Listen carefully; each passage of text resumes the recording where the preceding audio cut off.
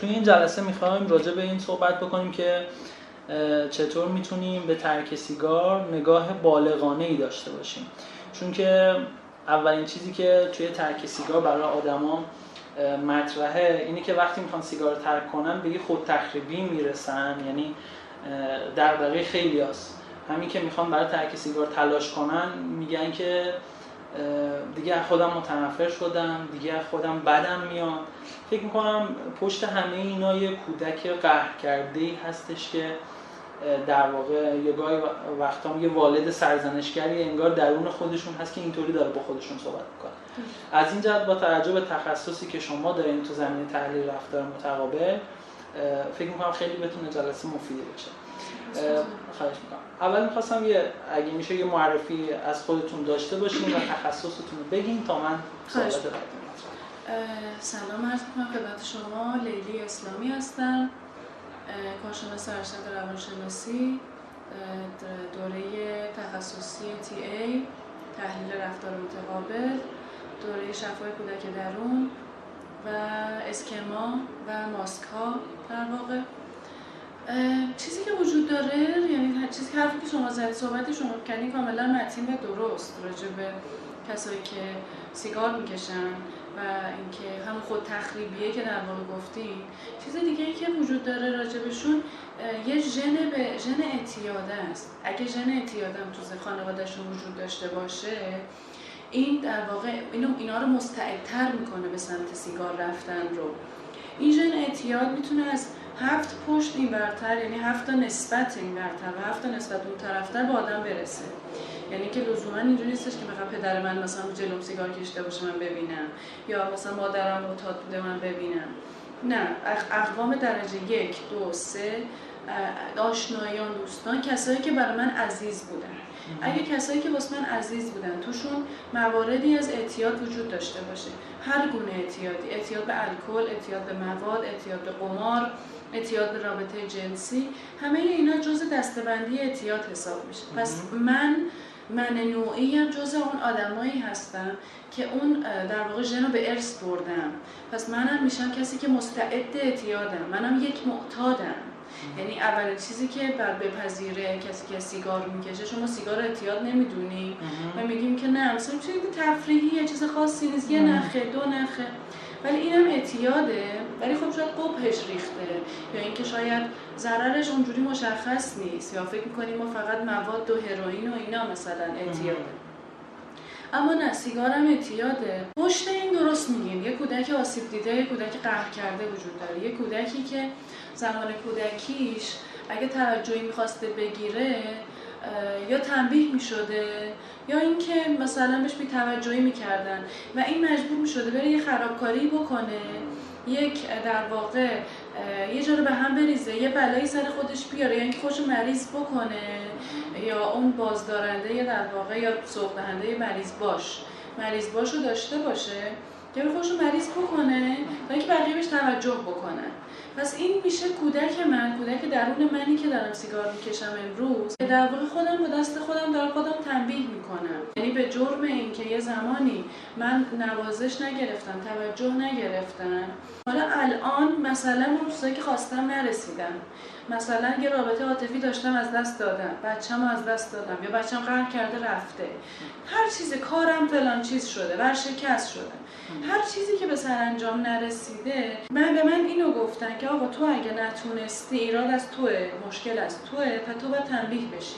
مشکلی از بیرون وجود نداره، همه مشکلات در توئه، پس تقصیر تو بود که اینطوری شد. این جمله تقصیر تو بود که اینطوری شد منو سوق میده به سمت اینکه چیکار کنم، سوق میده به سمت اینکه بخوام برم به خودم آسیب بزنم، بخوام برم سیگار مصرف بکنم، سیگار استفاده کنم و فکر کنم که چیز خاصی هم نیست، من دارم سیگار میکشم و باز دوباره همون سیکل معیوب رو تکرار بکنم و باز دوباره کودک خودم رو تنبیه بکنم. مرسی از توضیحات خوبی که دادین. یکم میخواستم حالا تو همین ابتدا راجع به این صحبت بکنیم که اصلا TA چی هست، چون ما میخوایم از این جلسه از TA کمک بگیریم، یه جنبه‌ای از حالا یه نگاهی به ترک سیگار از این منظر داشته باشیم. اینکه کلا TA چه روی کردی در مواجهه با زندگی به آدم میده، یعنی ما الان تو این جلسه میخوایم با این روی کرد به ترک سیگار نگاه کنیم، اما پیش از اون بگیم که اصلا تی ای چی هست و چه چیزی رو به نگاه آدم تو زندگی اضافه میکنه. راجع به این میشه توضیح بدید؟ تی ای در واقع مکتبی یا در نظریه‌ای هستش که آقای دکتر اریک برن پایه‌گذاریش کرد و این مکتب بعد از این پایه‌گذاری شد که متوجه شدن بعد از این آزمایشی که انجام دادن بعد از جنگ جهانی دوم یه آزمایشی انجام دادن. این آزمایش این بود که یه سری نوزادی که تو شیرخوارگاه بودن رو 2 دسته کردن و یه سریاشون رو بهشون شیشه شیر رو فقط میذاشتن دم دهن اینا که اینا شیر بخورن دیگه، دست به بچه نمیزدن به هیچ عنوان. یه سری دیگر بغل میکردن شیشه شیر بهشون میدادن. بعد از یه مدت میبینن که 70% اون بچه‌هایی که شیشه شیر رو فقط گذاشته بودن بغلشون که فقط همینجوری بخورن اتوماتیک وار فوت میکنن. بعد از اینکه این بعد کلا آزمایش متوقف میشه. رفرنس‌های زیادی هم به این آزمایش شده. دقیقاً. کلا آزمایش متوقف میشه چون اصولا این آزمایش‌های ضد انسانی مال مربوط اصلا به زمان جنگ و این حرفاست که اصلا کسی رسیدگی و نظارت نمی‌کرده و اونها آزمایش‌هایی که می‌خواستن انجام میدادن و اصلا فکر نمی‌کردن که همچین اتفاقی بیفته و متوجه میشن که نوازش گرفتن در رده اول نیازهای فیزیولوژی ما قرار میگیره. یعنی نوازش هم مثل غذا، مثل خواب، مثل همه نیازهای فیزیولوژی دیگه برای ما مهمه که نباشه دچار مرگ میشیم، مرگ روحی میشیم. و سیگار یه چیزی نقطه مقابل نوازش کردنه. دقیقاً نوازش منفیه. حالا یه نوازش مثبت داریم، یه نوازش منفی. وقتی نوازش دهنده یعنی کسی که یه حرفی میزنه، تعریفی میکنه، صحبتی میکنه، کاری انجام میده، عملی میکنه که در شما احساس مثبت ایجاد میشه، بهش میگیم نوازش مثبت. برعکسش اگه یه کاری کنه، عملی کنه، رفتاری کنه که شما یه احساس منفی درت ایجاد بشه مثل کتک زدن، میشه نوازش منفی. هر دوش پس نوازشه، ولی کودک ترجیح میده که نوازش منفی حتی وجود داشته باشه ولی بدون نوازشی نباشه. یعنی بی نوازشی منجر به مرگش شد، ترجیح میده که نوازش منفی هم شده باشه ولی بی نوازشی نباشه. حالا تحلیل رفتار متقابل میگه آقا ما 3 تا وجه داریم، هر کسی تو وجود خودش 3 وجه داره. وجه کودک، والد، بالغ. یه قسمت کودکه که همه احساسهای کودکی ما ثبت شده و یه اتفاقی که میفته این که احساسایی که ما از بیرون درمون ضبط میکنیم. حالا اینا خب تا 2 سال اول ما اصلا زبان بلد نیستیم، فقط قیافه بقیه رو میبینیم، انگار که مثلا رفته باشیم مثلا ژاپن، بقیه دارن ژاپنی حرف میزنن ما چی نمیفهمیم، فقط قیافه‌شون میفهمیم که خوششون اومده، بعدشون اومده، چندششون شده یا اصلا عشق کردن، لبخند میزنن. اینا رو فقط از اون صورتشون و از اون حالت بدنشون میگیریم. این میشه ولی یه احساسی در ما ایجاد میشه. این میشه احساسات در ضبط میشه در یه قسمتی از روان ما که اسمش رو گذاشتن کودک. احساسا همه تو کودک قرار داره. قسمت دیگه قسمت والده، یعنی که همه پیام‌هایی که بزرگترها به ما دادن، دستورالعملایی که دادن، قوانینی که دادن، دست به آتیش نزن، دست به چاقو نزن، نمیدونم مردا همه اینطورین، زنا همه اونطورین، نمیدونم اینجوری به این اعتماد نکن، به ترکا اعتماد نکن، به لورا اعتماد نکن. این همه این پیام‌هایی که دادن پیام‌های والده. پس این والد برای خدمت این که ما یه سری قوانین رو یاد بگیریم خوبه، یعنی لازمه یه سری از ما مراقبت کرده. ولی والد وقتی 2 قسمت میشه، یه والد سرزنشگر داریم که فقط ما رو سرزنش کرده، یه والد حمایتگر داریم که حمایت اونم کرده، چون کودک برای رشد کردن و برای بزرگ شدنش احتیاج به حمایت داره، باید حمایت بگیریم.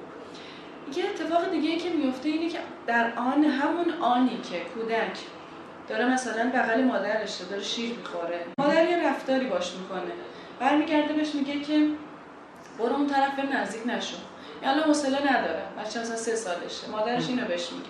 کودک اون موقع یه احساسی میکنه، احساس مثلا ممکنه بدی، ترسی، غمی، چیزی درش ضبط میشه. از یه طرف یه نسخه کپی رفتار مادر در روان کودک ضبط میشه. یعنی دقیقاً همون نسخه رو، همون کپی رو انگار که شما کپی پیست کن در روان کودک، اونم ضبط میشه.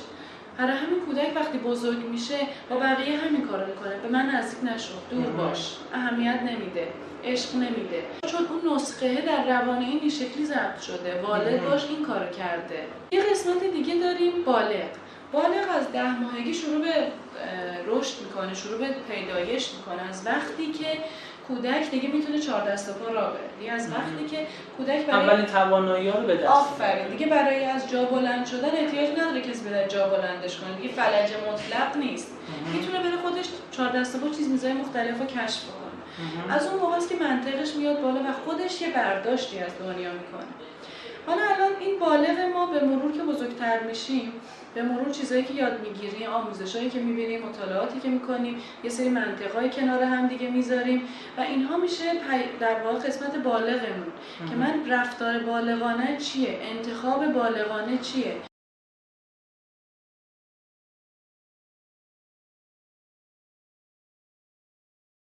من تشخیص بین این بدم که من اگر یه انتخابی دارم میکنم این از رو کودکمه، از رو والدم یا از رو بالغمه. بالغ همیشه کاری که میکنه کار بالغ در اینجا و اکنون بودنه. بالغ برای لحظه حال تصمیم میگیره، میگه الان میخوای سیگار روشن کنی، اون داری به خودت آسیب میزنی، میخوای آسیب بزنی، پس آگاه باش که کودک تو داری تنبیه میکنی، پس با این آگاهی باشه اوکی برو آسیب بزن. از این طرف والد حمایتگر میاد چی میگه؟ میگه میخوای سیگار روشن بکنی، من ازت حمایت میکنم، میدونم ناراحتی، تو میتونی بدون سیگار این مرحله رو طی بکنی، من راضی نیستم به خودت آسیب بزنی، پس لطفاً بیا که از خودت مراقبت بکن. این خیلی جالبه چون کلا فکر میکنم بیشترین توانایی آدم در مواجهه با چالش‌ها و مسائل تو زندگی وقتیه که با اون وجهه بالغ با اون چالش روبرو میشیم. یعنی مثلا وقتی یه مسئله تو زندگی پیش میاد، حالا در اینجا مثلا تلاش برای ترک سیگاره، تو روی کرده کودکانه، وقتی کودکانه به ترک سیگار نگاه بشه، خیلی مثلا صحبت اینه که اگه به فلانی برسم به خاطر اون سیگار ترک میکنم، یا مثلا اگه این شغله برام اوکیشه ترک میکنم، یا بذار برم مسافرت برگردم اونجا سیگار بکشم بعد این مسافرت ترک سیگارمو شروع میکنم. یعنی همه این توجیهات، تعویق‌ها، بهانه آوردن‌ها، پشت گوش انداختن‌ها میرسه به اون رویکرد کودکانه در مواجهه با مسائل زندگی. درسته. و خب این جالبه. حالا مورد بعدی که میخوام براش صحبت بکنیم اینه که معمولا اولین تجربه سیگار کشیدن آدما وقتایی که والدشون پیششون نیست، یعنی پسری که اولین بار رفته باشه سربازی، دختری که اولین بار مثلا چند روز خانواده‌اش نیستن یا میره با دوستاش یه جایی، این پیام خاصی داره که وقتی که اولین بار که در غیاب والد این سیگار کشیده میشه، این چه پیامی میتونه داشته باشه؟ من زیاد چون تجربه ای از والد حمایتگر ندارم، برای همین والد حمایتگر من انگار آفه و موقعی که من تو خطر بیفتم، مثل قبلا که مثل موقعی که بچه بودم تو خطر میافتادم، عمرم کم میشد، نمیدونم میافتادم یه جا پام میشکست، کسی که میومد اولین چیزی که میدیدم میومدن من گفتن که خاک تو سرت، حواست نبود، حواست جمع نکردی، حقته، نمرت کم شد، توجه نکردی، درس نخوندی، حقته. کسی نمیاد بگه ببین میدونم تو تلاشتو کردی، یا میدونم ببین این سرکوه بلند بود، تو دیدی پات لیس خورد. والد حمایتگر میاد میگه ببین راههای مختلف وجود داره، من حمایت میکنم ازت، تو انتخاب کن هر کدوم از این راهها رو که میخوای بری، برو، تصمیم با توئه، ولی هر اتفاقی بیفته من ازت حمایت میکنم. والد حمایتگر راه مشخص نمیکنه، میگه من در هر شرایطی، تحت هر شرایطی حامیتونم. ولی وقتی من ضبط والد حمایتگرم کمه، مثل اینکه مثلا من یه آهنگی مثل هایده رو نشنیده باشم، خب اصلا هایده تو ذهن من نیست. وقتی من نشنیده باشم، شما مثلا هایده به من بگی مثلا هایده بخون، یه چیزی از هایده بخون، چیزی یادم نمیاد، مثلا چیزی باید تو ذهن من باشه. وقتی چیزی از والد حمایتگر تو ذهن من نیست، موقع‌هایی هم که مشکل میخورم، اولین کاری که میکنم چیه؟ کاری که والد سرزنشگر باهم کرد، منو تنبیه کرد، پس من خودم رو تنبیه میکنم. من میرم چیکار با سیگار خودم تنبیه میکنم، میگم بقیه چیکار میکنن خودشون تنبیه میکنن، یا سیگار میکشن یا الکل میخورن یا هروئین یا مواد فلان، پس میام آسون ترینش میرم.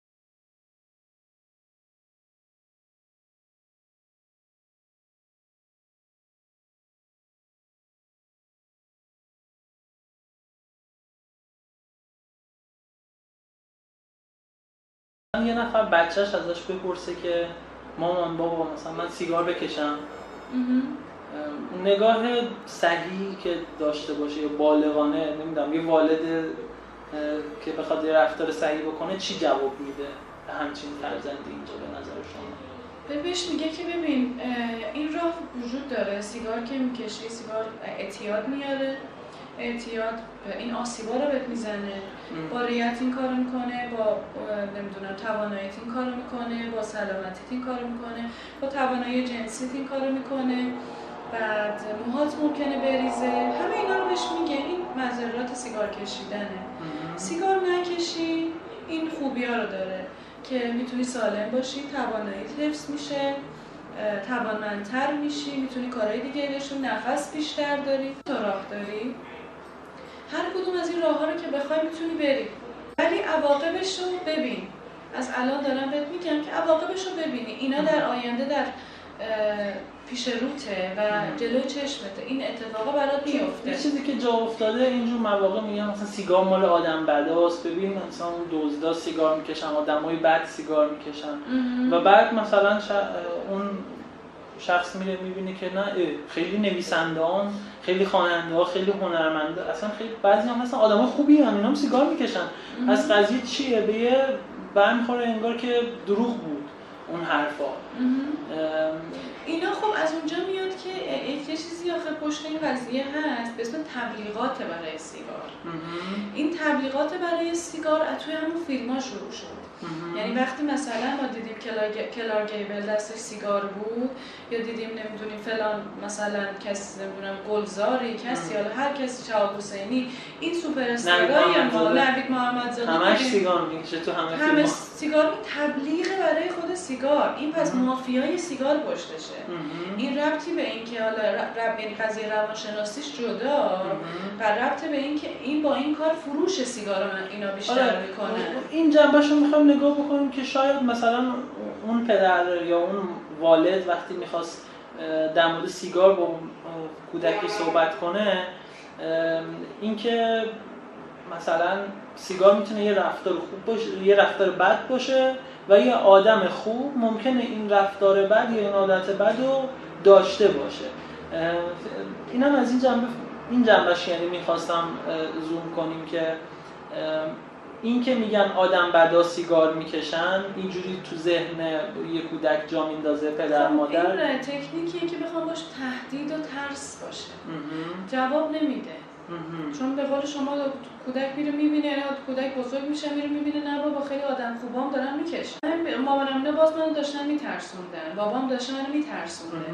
پس اون تکنیک ترسه، یکی از تکنیک هایی که والدین باهاش بچه‌هاشون رو کنترل میکنن. پس جواب نمیده، ولی والد حمایتگر میگه چی؟ میگه ببین این راه اینجا میره، این راه اینجا میره، انتخاب با خودته، ولی من در هر صورت پشتتم، در هر صورت از تو حمایت میکنم. مرسی. و حالا فکر داریم به آخر این مبحثمون میرسیم. رویکرد TA به شکستای آدما چیه؟ چون توی ترک سیگار شکست یه معضلی شده برای آدما. اولین سوالی که من از شخصی که میخواد سیگار ترک کنه میپرسم، میگم که تا حالا تلاشی داشتی برای ترک سیگار؟ چقدر طول کشیده؟ یه نفر میگه 60 بار، یه نفر میگه 1000 بار، یه نفر میگه کلافه شدم انقدر ترک کردم اینا. دیگه خودم بدم میاد، دیگه حتی نمیخوام حرفشو بزنم. از این صحبت‌ها. کلا رویکرد بالغانه به شکست‌ها چیه؟ TA در این باره چی میگه و چه جوری کلا به شکستامون نگاه بکنیم تو زندگی؟ حالا در اینجا به عنوان نمونه شکست تو ترک سیگار ما میخوام ازش تو یه جمله میتونم بهتون، هر رنجی گنجی داره. یعنی اگر من شکستی میخورم، اگر کسی منو ترک میکنه، اگه یه مریضی میگیرم، اگه تصادفی میکنم، اگه چیزی رو از دست میدم، اگه شکست میشم، قراره یه درسی رو ازش بگیرم و قراره یه چیزی ازش یاد بگیرم. به چشم شکست بهش نگاه نکنم. این اسم شکست اتفاقا ما روش میذاریم. این دقیقاً این مشکل ما از همین کلمه هست که این شکست نیست، این تجربه زندگی کردنه. مثل اینکه من غذاهای مختلف جلو میذارم، من نمیدونم هر کدوم چه مزه‌ای میده، میرم یکی رو میخورم، یکی هم یکی رو میخورم، چقدر شوره دیگه، اونو نمیخورم. این میشه درس، شکست نبوده، تجربه من بوده، من فقط تجربه کردم. ولی وقتی به چشم شکست بهش نگاه بکنم، باز کودک آسیب دیده میاد بالا. باز اون کودک میاد بالا که تو همیشه بدی، تو بدی، ببین تو هر کارم بکنی باز بدی، چون میری شکست میخوری. ببین تو گند میزنی، ببین شکست میخوری. مثلا اگه رفتی این کار کردی شکست خوردی چی؟ ولی اینا نه، تجربیات زندگی. دیالوگ درست چی میتونه باشه؟ یه نفر یه رژیمی میخواد شروع کنه، میخواد سیگار ترک کنه، میخواد یه حرکتی بزنه و 2 بار 4 بار شکست میخوره. دیالوگ بالغانه صحیح با خودش چیه اینجا معمولا؟ جنگنده باش. مثل همون مورچه‌ای که همیشه مثالشو میزنی که هی دونش افتاد برد، اون دونش افتاد برد. جنگنده باش و واسه رسیدن به اون هدفت بجنگ، چون مقصد مهم نیست، مسیر مهمه. تو این مسیره رو طی کن، تو این مسیره رو طی بکن تا ببینی که میتونی به اون مقصد برسی. وقتی به اون مقصد رسیدی میبینی که اتفاقا چقدر ارزشمندی. اون وقت تازه اون وقته که به خودت لایک میدی، اون وقته که تازه به خودت افتخار میکنی. دست از تلاش برمیداری، ناامیدی تو رو میگیره، یا مثلا 10 دفعه خواستم ترک کنم نشد دیگه، ولم کنی دیگه، نمیشه دیگه. ولی تنها چیزی که میتونم بگم جنگنده باش. پس بیدار کردن جنگجوی درون کاریه که آدم باید بعد شکست انجام بده. دقیقاً. مرسی. اگر نظر آرکیتایپی بخوایم بهش نگاه بکنیم، آرکیتایپ آرس، اون انرژی آرس یا آرکیتایپ آرس رو در خودمون بیدار بکنیم. کسایی که آرکیتایپ انرژی آرسشون یه ذره ضعیفه، آدمایی که کمتر جنگنده هستن، اینو روش کار بکنن و یه مقدار جنگجوتر بشن. مرسی. من فقط این قول از شما بگیرم که این جلسه که ضبط شد و در اختیار دوستان قرار گرفت، بازخوردهایی که گذاشتن و سوالاتی که پرسیدن در این باره توی پارت دیگه‌ای اونا رو ادامه بدیم و باز در خدمت شما حتما هستم در خدمت. مرسی، خیلی لطف کردید. خواهش متشکرم. خواهش می‌کنم.